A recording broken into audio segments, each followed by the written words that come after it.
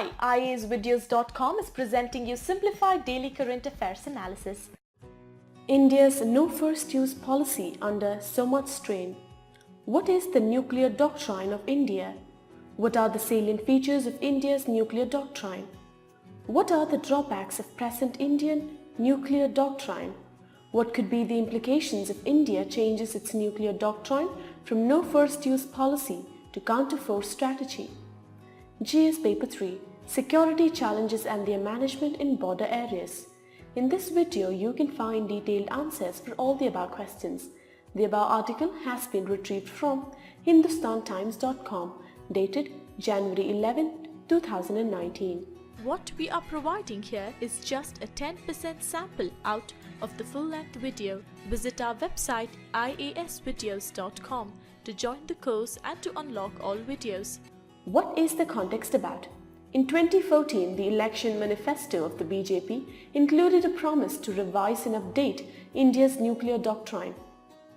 It gave rise to speculations that Narendra Modi government, upon being elected, would consider revoking India's pledge of no first use of nuclear weapons. In an interview to ANI, Modi quelled those speculations by asserting that NFU won't be revoked. No first use is a reflection of our cultural inheritance, Modi added. What is the nuclear doctrine of India? India has had its first nuclear test in May 1974 during the government of former Prime Minister Indira Gandhi. The name of this nuclear test was Smiling Buddha. After this, the Pokhran II test was a part of the series of 5 nuclear tests conducted between 11 and 13 May 1998 in Pokhran Test Range. Owing to the nuclear tests, India's recognition around the world increased. India became the first nuclear-powered country without signing the Non-Proliferation Treaty. After the nuclear tests, the world community had imposed many restrictions on India. India had explained to the world community that India is a responsible country and its nuclear warheads are just to secure the sovereignty and boundaries of the country, not to invade any country, and thus created its own nuclear doctrine. What are the salient features of India's nuclear doctrine? India had made its nuclear doctrine in 2003, and the characteristics of India's nuclear doctrine are as follows. The basic principle of India's nuclear doctrine is no first use. According to this policy, nuclear weapons will only be used in retaliation against a nuclear attack on Indian territory or on Indian forces anywhere. India needs to build and maintain a credible minimum deterrent. This includes sufficient and survivable nuclear forces to inflict unacceptable damage to the enemy. Nuclear forces must be operationally prepared at all times.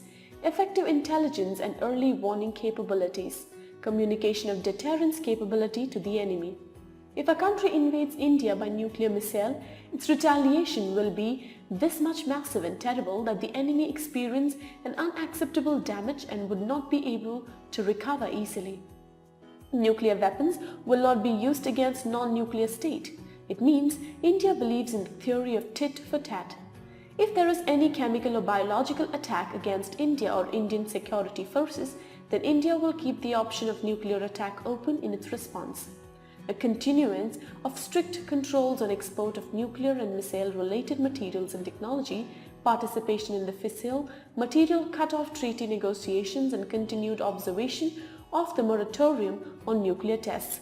What are the drawbacks of present Indian nuclear doctrine? Present Indian nuclear doctrine and problems. No first use policy.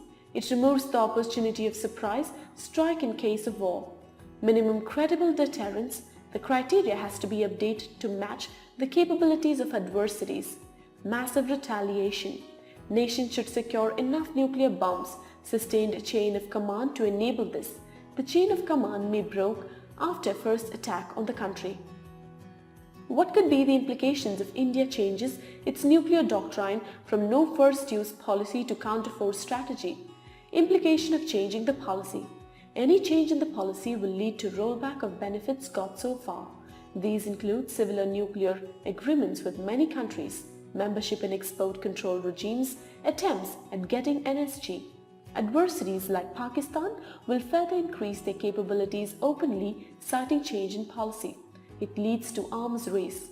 Change in policy requires considerable resources, which is hard to come given our needs.